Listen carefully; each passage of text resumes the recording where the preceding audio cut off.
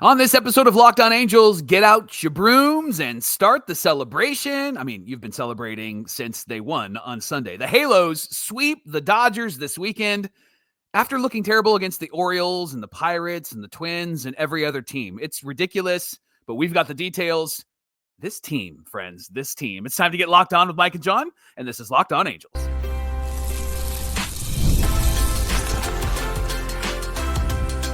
You are Locked On Angels, your daily Los Angeles Angels podcast. Part of the Locked On Podcast Network, your team every day. Thanks for making Locked On Angels your first listen of the day. You can find us anywhere you get your podcasts, including Apple Podcasts, Spotify, and SiriusXM by searching Locked On Angels. And if you'd like to give back to the Super Halo Bros for all the Super Halo content, here's some things that you can do. Leave us a rate and a review on Apple Podcasts. If you're watching on YouTube, hit that thumbs up button. And if you're not subscribed already, please subscribe and become a Locked On Everydayer. And whether you're watching or listening, come over to YouTube and leave a comment. It's one of the best ways to get in touch with us and be a part of the conversation. And this episode is brought to you by FanDuel. Right now, new customers can get $200 in bonus bets when your first $5 bet wins. Happy Monday to you, and thanks for being here for this episode of Locked On Angels, where it's your team every day. You've got the Frisch Brothers here with you, a.k.a. the Super Halo Bros. My name is John, and that's my brother Mike. And my name is Mike, and that's my brother John. Mike, the only thing keeping me alive this weekend was how good the Angels were doing. I've been sick for like the last 5 days. Hey, it's our fourth season here as the host of Locked On Angels. We're here every weekday, 5 days a week, Monday through Friday, talking Angels baseball with you. On today's show, we're going to recap the weekend series against the Dodgers. This Angels team looked like a different team this weekend. They had some clutch hitting, strong starting pitching, bullpen, a little bit shaky as per usual. Right. Mike, before we get there and before we take you back to Friday's game, let's take you back to Friday's show, as this was the message that we left our everydayers with before we got out of here for the weekend. Here we go. What are we doing on Monday when we come back? And they're playing the Dodgers. So in LA. Yeah. So did they get a win? What do you think? We're going to talk about the games, all games on Monday. We'll give you the details, but do they get a win? What do you think? They're going to rise to the occasion. They're going to sweep all 3 games. It's going to be something stupid like that, and we're all going to go, "Yay, they're back!" And then they're going to let us down against the A's. I'm not buying it. After that, I'm not buying it. Exactly. I'm not going to drink the Kool-Aid. All right, friends. Thanks for being here. Until Monday's show, my name is John, and that's my brother Mike. On Monday, I'm going to be like, "Yay!" And my name is Mike. World Series. And that's my brother John. We're going to the World Series. Who are those bozos on Friday? What were they talking about? Hey, listen, I said I'm not buying it. You at least had some sort of like good thought about this team. I was not in, and now I'm in, John. I'm drinking the Kool-Aid. I'm drinking all sorts of colors right now. Now, before we get into everything that happened this weekend, you mentioned it in our notes, and I said it for everybody.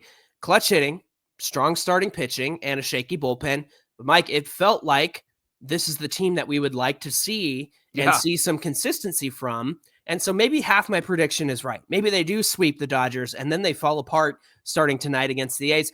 But let's hope that that's not the conversation we're having after tonight's game, because look, this was the team that you wanted them to be all season long, and they showed up against this Dodger team, right? They did, and it all started on Friday night, John, and it was some great pitching and some clutch hitting. Let's start with the great pitching. Jack Kochanowicz looked fantastic. 6 2/3 innings, 5 hits, 1 run, 4 walks, and 5 Ks, 104 pitches. What did he do well? Well, Johnny, he threw a changeup on Friday. In his previous 8 starts, he threw the changeup 8 times, good for 4.7% usage. In that start on Friday, he threw it 26 times, good for a 25% usage. And he specifically threw it to left-handers, John. 24 of his 26 changeups were to left-handed batters, and his CSW percentage, his called strikes and whiff percentage on the change, was 23%. John, he figured something out in the bullpen. Barry Enright said something to him. Logan O'Hoppe said something to him, and they made the adjustment. And just a side note, Barry Enright is figuring some things out with these guys so they don't have to leave the team like Griffin Canning and go somewhere else. They said, you know what, your changeup's good. What if you used it a bit more often? He did, and look at the results, Johnny. Yeah, I forget where I saw it, but it was basically a different kind of changeup than what he had been throwing previously in the minor leagues.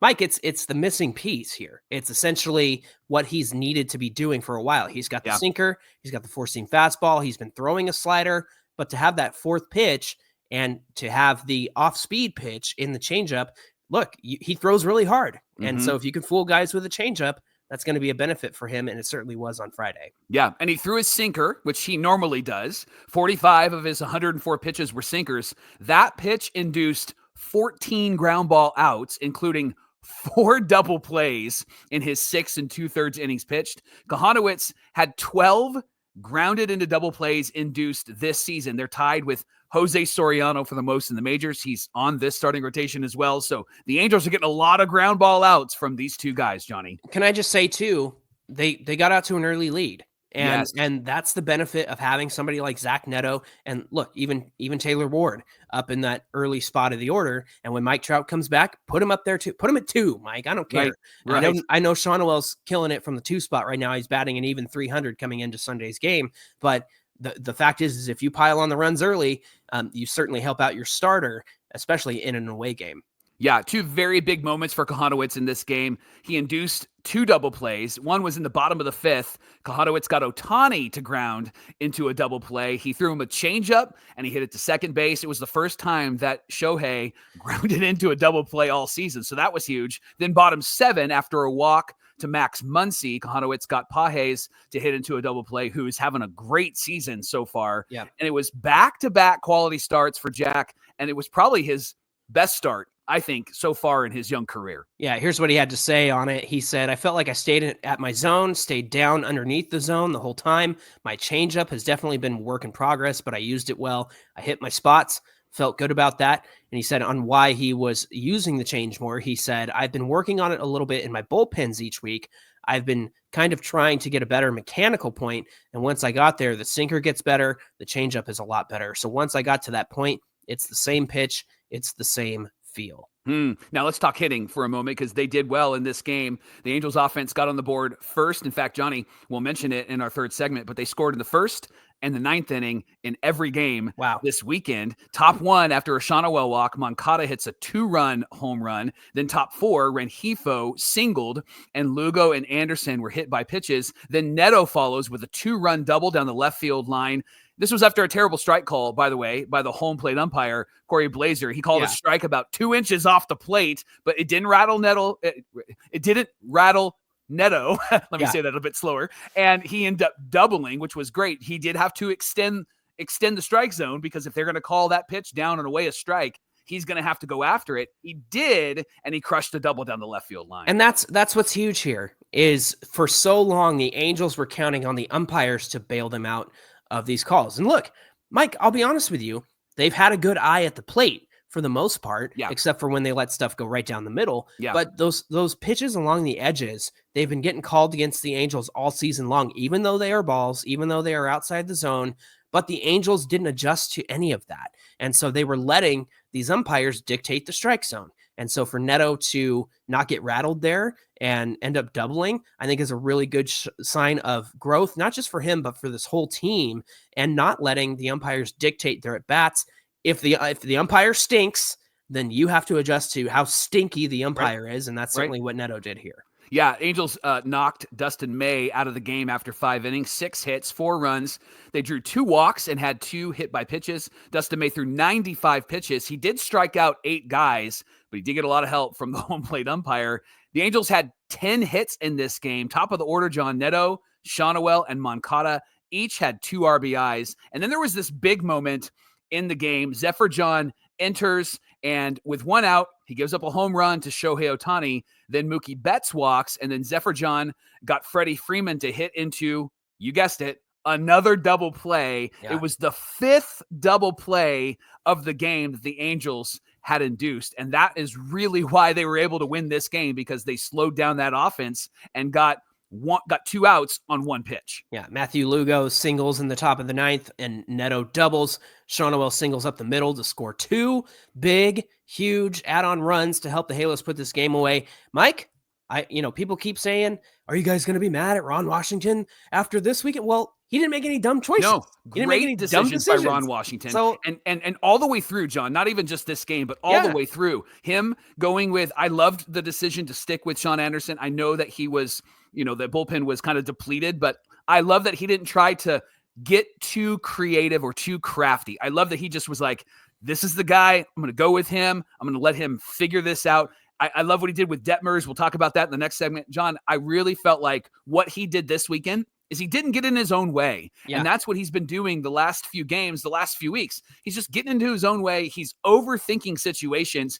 And what we saw this weekend was the Ron Washington that we got last year that was going to run down the West. That was the guy that we had coaching this team this weekend. And there were two games that the Angels could have had against like the Tigers per se, right? Where decision-making cost them those games. And so that's where the frustration came from. Yeah. And for him to not get in his own way, that's a great way to say it, Mike. He didn't get in his own way, and he especially didn't in the 9th inning because he let Kenley Jansen come in a non-save situation, and Kenley did his thing, and it was certainly something that was needed because it was like, just go for the win. Just like you're there. You got to go for it. And that's been the big issue is you've got the win in hand. Why aren't you just going for it? And you're trying to play the long game of, well, I got to save this guy and I need an arm for this day. Look, I get it, but the fact is you need wins desperately. And so it was refreshing to see them go for the win here with Kenley Jansen. Yeah, our buddy at OC Register, Jeff Fletcher, tweeted this out. And if you're not familiar with the tungsten arm O'Doyle tweets from years ago, the tweet actually started with somebody saying, every time I read about the Angels, I read it this way, that Shohei Ohtani hasn't done something since tungsten arm O'Doyle, 4 home runs in a game, 8 RBIs, and the Angels lose 10-8 or something along those lines. So Jeff Fletcher tweets this out after Friday's game. Shohei Ohtani homered for the 4th time in the last 3 games, taking the major league lead with 16 home runs, and he reached base 3 times as the Dodgers lose 6-2 to the Angels. Yeah. Refreshing to not be on the on that side of the receiving end of the tungsten arm O'Doyle. What's the team? The Akron Groomsmen, right? Like some made up 1929 team. I love that. But the fact is like, it's about time that the Angels weren't the butt of the joke, and they certainly weren't the butt of the joke for the rest of the weekend either. Thanks for making Locked On Angels your first listen of the day. Coming up, the Halos did something against the Dodgers in Game 2 that they haven't done since April 10th. We're going to share what that is, and we'll share it coming right up. The go-to snack this weekend was Wonderful Pistachios because I don't need to snack on anything that isn't actually unhealthy and not good for me. And I was nervous watching the games. And so I grabbed Wonderful Pistachios and was snacking on that for every game because all of these games drove me nuts. I'm sure they drove you nuts as our everydayers as well. And Wonderful Pistachios is one of the highest protein nuts. Each 1 ounce serving has 6 grams of protein, giving you over 10% of your daily value. They're packed with fiber and better for you unsaturated fats to keep you going all day long. There's 2 really great varieties. There's the no-shell variety. That's my favorite. You can just pour a handful and then pop it in your mouth. It's fantastic. It's good for grab and go, and it's also good when you get nervous watching the Angels. And then if you like cracking open every shell for that satisfying crunch, then try the in-shelled option. They're a classic favorite. Get snacking and get cracking with a snack that packs a protein punch. Visit wonderfulpistachios.com to learn more. This is the Locked On Podcast Network. We're your team every day. Thanks for making Locked On Angels your first listen of the day. Thanks for being here with us. There was a lot of people who said, can't wait for Monday's show after the Angels completed the sweep. Now, on Saturday night, Mike, it was a double-digit win, the first one since playing the Rays on April 10th. The Angels won this one 11-9. Ron Washington spoke about the Angels facing a returning Clayton Kershaw. Here's what Wash had to say. You're not worried about anything other than the fact he's Kershaw, and he's going to compete. You know that he's going to make the throw, or you got to make him throw pitches. And that's basically what the Angels had to do against Kershaw in this one. And the Angels hadn't scored a run on Kershaw in 20 consecutive innings. He has certainly been the Angels' father when it comes to facing them over the last few years. But that changed in the first inning. Kochanowicz started it off with a single. Ward and Soler walked. Logan O'Hoppe followed up with a 2-run single. That was the beginning of a big night for Logan O'Hoppe. And then with 2 out and 2 on, Matthew Lugo doubles to make it 3-0 in the top of the first. Again, another great start to a game. The Angels made Kershaw throw 38 pitches in the first inning.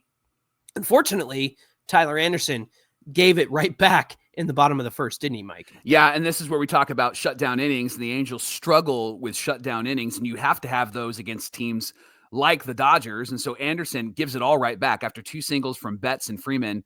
Andy Pages hits a mammoth 3-run home run. And it was frustrating because I'm watching this going, dang it, Anderson, this is where Yeah. we need you to do this. Now, he struggled in the first inning. That was 10 runs allowed for Anderson this season. At the time, he had given up at the time 16 runs and 13 earned. And so first inning has always been a problem for him. So far this season, it's been a problem for him. He threw 37 pitches in that first inning. 75 pitches between Kershaw and Anderson in that first inning. So Kershaw followed his first inning struggles by settling down in the second, just took 11 pitches to get through it. Anderson also had a much better second inning, threw just 14 pitches. Top of the third, Taylor Ward hits his 11th home run of the season to deep left field. His first career hit against Kershaw, not just a home run, but a hit against Clayton Kershaw. He was 0-10 up to that point. He hit at 412 feet. And then in the top of the fourth, the Angels add on Adele walks. Kevin Newman, how about him hitting a double? Zach Neto, I love this, hits a sacrifice fly to right field to score the run. So the Angels are able to add on in that top of the fourth. Something the Angels just haven't been able to do the last few weeks. They haven't been able to have productive outs, and they did that in this game. And even, John, didn't have just productive outs. They had productive at-bats. They actually looked like professional hitters and were knocking the ball around the infield and the outfield, which was great to see. Bottom four, Dodgers got one back on a Kike Hernandez home run. That's all that Anderson would allow. He ended up going 5 innings, gave up 7 hits, 4 earned, didn't walk anybody. That's key. And 4 Ks, 104 pitches. And then Hector Nery comes in. And, John, he's been good for the Angels in the small time that he's been with them. But he comes in the 6th inning, and he just couldn't get anybody out, could he? Yeah, he walked the first 2 batters, and then a recent call-up, Dalton Rushing, one of the top prospects in the Dodger system, he hits a double to tie the game. Now, to his credit, he had Kike Hernandez picked off first, but Shonowell's tag over there was super slow. It was terrible. Wake up, buddy. I mean, he had him. Kike had 2 steps to second base, and then then Neris throws over to first base, and Shonowell went to tag him, and it was like you have his hand, his fingers, his arm, all in front of you, but Shonowell waited until his head and his shoulders got near him to tag him, and Kike stretched out and made the tag. And so it was really frustrating. There was an old classic baseball game. I can't remember what game it was. I think it was for like the Super Nintendo, John, where you could slide in to second base and then you could decide where you're going to put the tag down. And if you decide wrong, then the player can like move over and slide under. That's what it felt like. It felt like a Nintendo game situation where Shonowell, you got to pay attention to that. He had him picked off, and that would have been a huge out because Neris really struggled in this inning to get anybody out. There's so many things that Shonowell, to his credit, has done well over at first base. You know, a lot of those throws that go sailing over his head, he's jumped up, caught it, and reached down and tagged the runner because he's had to. And so I give him credit for that. But in this situation, it was just like, come on, dude, what are you doing over there? Right. Neris then throws a wild pitch. The Dodgers take the lead, and then he leaves, and Reed Detmers comes in the middle of an at-bat against Rojas, and then Rojas singles. They say that Neris had like a blister or something along those lines. And then Detmers gets Ohtani to ground into another double play, but a run did score. So that brings us to the top of the 7th. The Angels have a 5-run inning, John. The Dodgers are unable to have a shutdown inning because the Angels come back in this inning, and it all started with Zach Neto, didn't it? Yeah, he hits a leadoff double. Shonowell follows with a double of his own, scores Neto. Love that. The Angels are down by 1. The double was down the right field line, which is great. He pulled the ball, which is something we've been saying he needs to do more of on this show. With 1 out, Jorge Soler makes hard contact on a single to center. It moves Shonowell to third. Then our best bud, our best friend in the whole wide world, Logan O'Hoppe, he hits a 3-run home run. Opposite field, by the way. Crushed it. It was a fastball up, took it to right field again, going with the pitch, Mike, not trying to pull things, not rolling over it, not trying to hit it to left field. He went with it, hit it to right field, gave the Halos a 2-run lead. Again, a 5 RBI night for Logan O'Hoppe. Luis Rengifo follows up with a double. Adele walks, and then Kevin Newman singles in a run. So that's a 3-run lead for the Halos. They saw 51 pitches from 3 different pitchers in that very same top of the 7th. Yeah, Dodgers get a run back in the bottom of the 7th. Detmers got the first 2 batters and then walked a guy and then gave up 2 hits. John, that's been kind of the narrative with this bullpen, and even with starters, but with the bullpen specifically, man, you look great. You got the first 2 batters, and then they like lose focus, or I don't know if they're just losing confidence because of the batter that comes up. But I did love this moment, because it was classic Ron Washington. It was the guy that we want to see manage this team. He comes out and he gives that classic Ron Washington pep talk with the 2 left-handed pounds on the shoulder, right? Yeah. And he keeps Reed Detmers in the game, and Detmers follows with a strikeout of Rojas, and he needed that. And it was good to see him come through in that moment. Yeah, and kind of, more of the same, Mike. Bottom of the 8th, Ryan Zefferjon comes in, gets Ohtani and Mookie Betts out. Yep. Then the Dodgers put together 3 singles in a row and walk to score a run. So Kenley Jansen comes in with the bases loaded for the 4-out save and got Conforto to ground out. Fortunately, Matthew Lugo gets a run back, hits his 3rd home run of the season. All 3 of his homers have come in the 7th inning or later. The 8th extra base hit in this one game. Now, this was really fun. Bottom of the 9th, Kenley Jansen comes out to close it down. Shohei Ohtani was 0 for 6 in this game, and there was a situation where Ohtani hit into a fielder's choice, and so they get Hae-Sung Kim out at second. Ohtani takes second on defensive indifference, and then Kenley intentionally box, which Dodger fans let us know over the weekend, like, oh yeah, he's done that before. Yeah, that's nothing new. But it was so funny to see, because here's the thing. On its surface, you don't want Ohtani giving away pitches to Mookie Betts at the plate, and he can see what Kenley's getting ready to throw. But that seems kind of silly when you think about it, considering Kenley really only throws the cut fastball, right? Yeah. But here's what I got to thinking about.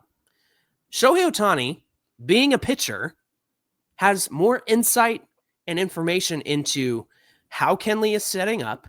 So that's one thing.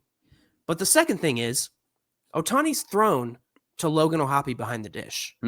So if he sees how O'Hoppe is setting up or what O'Hoppe is doing back there, that's what he can communicate to Mookie. Yeah. And so when you think about it that way, it made all the sense in the world for Jansen to intentionally balk him over to third base. And he even turned around and said, like, go over to third, move. And Ohtani's like, I guess, until the umpire told him to go over there.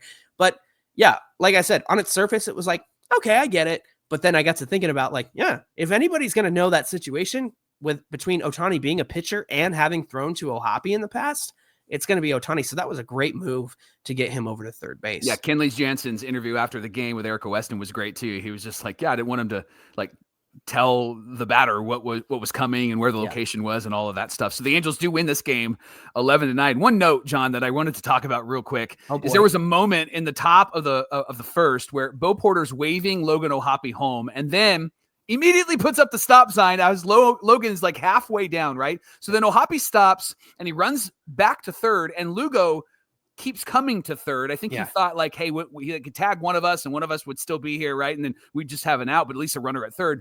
Dalton rushing, the Dodgers catcher throws it to third. Max Muncy drops it. Lugo hustles back to second base, and it was a play where typically we're on the defensive side and we're doing that. The Dodgers are then the ones playing the circus music, and it was just chaotic and crazy. But, John, why is it that it's always Bo Porter, the base-running guru, finding himself in these type of situations? Well, no, I mean, him and EY just switched positions because that was EY over there doing that kind of stuff before. Nobody, come on. Do we need to get somebody else in there at third base to fix this stuff? So, yeah, silly moment. Fortunately, it went the Angels' way in the sense that both of those guys were safe, but you almost kind of wonder, maybe Logan should have just kept running because they didn't, end up scoring after the 3 runs anyway. So I don't know, just a silly situation, but look, the baseball gods smiled upon us this weekend and allowed the Angels to have some luck in this one. Well, the baseball gods smiled upon the Angels this weekend. Maybe the betting gods will smile upon you. The NBA playoffs are in full swing and you can get involved, and FanDuel is making it easy for you to get involved. You can stay in the game, whether it's before tip-off or it's live during the game, with player props, performances, trends, and same-game parlays. There's more ways to play smart and to win big with FanDuel. And if you're new to FanDuel, it's the perfect time to sign up. You can just head to their website, FanDuel.com. You can place your first $5 bet, and if it wins, you're going to get $200 in bonus bets. Make every moment more with FanDuel, the official sports betting partner of the NBA. Getting into the final game of this series, Sunday afternoon, Mike, the Angels took this one 6-4, but there was some news before the game. Hunter Strickland is back. They selected the contract of Hunter Strickland, so he's officially on the team. They placed Jose Fermin on the 15-day injured list, retroactive to May 15th, a right elbow impingement, and then they DFA'd Ryan Noda for assignment. On that note, I know that he was playing a lot of first base for the Angels in spring training, and then, of course, in the minor leagues, but it seems like Carter Kieboom might be the guy they go to instead of, obviously, instead of Ryan Noda. So if they do need somebody, it might be Kieboom or even Nico Cavadas at some point. So as this game got started, it was a fast start for the Halos. Once again, Zach Neto leads off with a home run. He's got 3 leadoff home runs in 18 starts. I believe it was his 7th home run of the season. So Zach Neto getting those early runs, getting the Angels out to an early lead does wonders for the Angels starters. And then 2 batters later, hello, Taylor Ward, right? Right. 2-run home run to dead center field for Taylor Ward. Now, Taylor Blake Ward, the reporter, tweeted about Taylor Ward, the baseball player, and he said he had a season low 172 batting average and a 568 OPS on May 3rd. Since then, he's slashing 277, 340 on base, and a 723 OPS while hitting 6 home runs in the last 13 games. John, you've said on this show often that Taylor Ward has stretches where he can carry this team offensively. Seems like we're in a bit of that stretch right now. And that slash line, 277, 340, and 723, that feels like Taylor Ward, doesn't it? Well, maybe not the 723, but I'll take it because he's been certainly putting some damage on the ball. But here's the thing, Mike. Have you watched his at-bats lately? They're night and day difference from how he started the season. Yep. Where he's like, even if he does watch the pitch that you go, Taylor, you should have swung at that one. He's been fighting stuff off. He's been fouling off pitches that are close, and he's working at bats. And that's when Taylor Ward has success. That's all he's ever done is work at bats and have success. And so I don't know, maybe it's moving him down in the order again. I mean, since Neto's been back, Taylor Ward hasn't been in the leadoff spot. So maybe that's to his advantage. Yeah. But I will say he's been working the counts so much better than he has done previously. And that seems to go across the entire team at the end of the day. Right. I don't think that he's guessing right now. I think he was guessing just a few games ago because a lot of those fastballs down the middle tells me that he's not sure what's coming. He's just taking a guess at what's coming, and he was guessing wrong. It seemed like in the San Diego series, and it seemed like in this series against the Dodgers, he wasn't guessing. And a part of that was because he wasn't chasing stuff that down and away, like you said, he wasn't going after pitches that weren't in the strike zone. He was making contact and actually getting his pitch, which affirms the Johnny Washington philosophy and strategy, right? Like get your pitch and end the at bat. He actually was putting that strategy into place and wasn't missing his pitch, which is why the Angels have been struggling so much, because after they missed their pitch, they almost felt like they didn't know what to do after that. Yeah. And the thing is if you foul off enough pitches, like your pitch, quote unquote, will come back again because, you know, if you make them throw 7, 8, 9 pitches, like even 5, 6, 7 pitches, you might see the pitch that you want again. And I think that's what's been different about Taylor Ward and this team as well. Top of the third, Travis d'Arnaud adds on with an RBI single with 2 outs. Came after a Shonawell walk and a Moncada single to right field. The offense was so much better this past weekend, Mike. They had 8 walks in the first 2 games, and then on Sunday, they walked 6 times. So that was a great difference.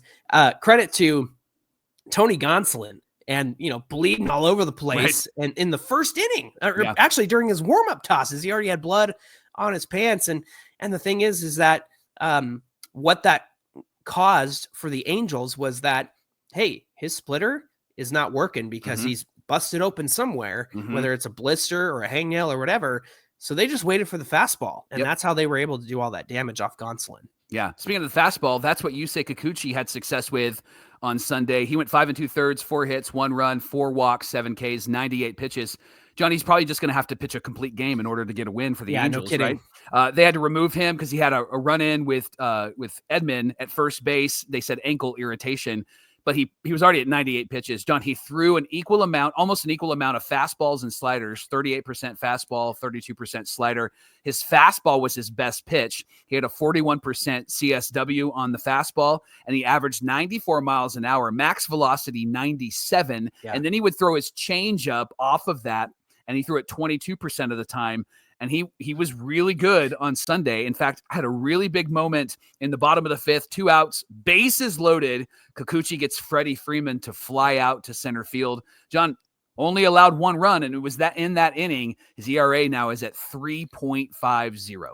The good news is that he said he would have stayed in if it was earlier in the game with that run-in with Tommy Edman. But since he was already where he was in the game and at 98 pitches, that's why he decided to leave. But he said his ankle is going to be fine after the game. Bottom of the 7th, the Angels gave up the lead. Will Smith, the catcher, hit a 3-run home run with 2 outs. The Angels did respond with a run in the top of the 8th. Unfortunately, it was Sean Anderson who gave up that lead, and it also ended Kikuchi's day. He wouldn't be able to get the win. So like you said, he's got to pitch a complete game in order to get it done. But the Angels did respond with a run in the top of the 8th. Travis d'Arnaud hits his first home run as a Halo. Wayne Randazzo said, you want to beat the big boys, you got to fight for it. And that's certainly what the Angels did, especially Sean Anderson coming back out to pitch the bottom of the 8th, right, Mike? Yeah, and the reason why was the bullpen was just taxed from the 2 previous nights. And he got the Dodgers in order. And then in the top of the 9th, after 2 singles from Neto and Shonowell, Moncada grounds into a double play. But Neto scores. He reads it well, and he scores. Now, if that was earlier in the game, you probably are mad at the double play. But because it's the top of the 9th and you're just trying to get insurance runs, that extra run, I think, was huge for Sean Anderson as he came back out in the bottom of the 9th, didn't he? Yeah, and as you mentioned, the Angels scored in the 1st and the 9th inning in all 3 of these games, and that was certainly a great insurance run. He didn't end up needing it, but Sean Anderson did close this game out, pitched the last 2 2/3 innings, only gave up 1 hit and 1 run, and then struck out 3, including Ohtani as the last batter to win the game. So there you go. The Angels complete the sweep of the Dodgers. Not certainly what we expected, but Mike, no. Coming into this week against the A's, who, were swept by the Giants over the weekend in the not Battle of the Bay. I don't know if it's the Battle of the Bay anymore because they're in Sacramento, not right. Oakland. But look, if we don't want the second half of my prediction to come true, the Angels got to keep this up. Yep. And they got to continue to be the kind of team that they were. They had clutch hitting, which, clutch comes and goes, but the at-bats that they were taking were so much different than what we've seen over the last couple of weeks. This feels like the team has come around. Hopefully this is like a motivational thing and not like a flash in the pan thing where it's like, hey, we beat one of the best teams, if not the best team in baseball. We swept them. Let's continue to do this and take it to teams that you need to be taking it to, especially if they're in the AL West like the A's. Yeah. Play this game, manage this game, focus on this game, not 14 games ahead, this game. Thanks for making win this game, right? Yes, right? Thanks for making Locked On Angels your first listen of the day. Now for your second listen, check out Locked On MLB Game Night. You're going to find that on YouTube or wherever you get your podcasts. Hey, be sure you give us a follow on Twitter at Locked On Angels and at Super Halo Bros on Twitter and Instagram. Whether you're watching or listening, come on over to today's show, get in the comments section. We'd love to hear from you. That's the best way to get into the discussion with us. We always do our best to get back to each and every comment. Mike, what do we have on Tuesday's show? We're going to recap the game against the A's, but we're also going to talk about Sean Anderson and what he's doing to get better and to be an effective bullpen arm. Certainly was effective on Sunday for the Halos. We're going to talk about that tomorrow on Locked On Angels. Talk about, striking hopefully some gold with a journeyman pitcher. What they say, 8 teams in the last 6 years. So credit to him for doing what he did on Sunday. But we're looking forward to that conversation and a deeper dive into Sean Anderson. Until then, my name is John, and that's my brother Mike. And my name is Mike, and that's my brother John. Thanks for being here with us, everybody, and we'll see you back here on Tuesday. Sweep the We're A's. going to the World Series. Yeah, let's go. Another sweep. Got to Another sweep sweep. the A's.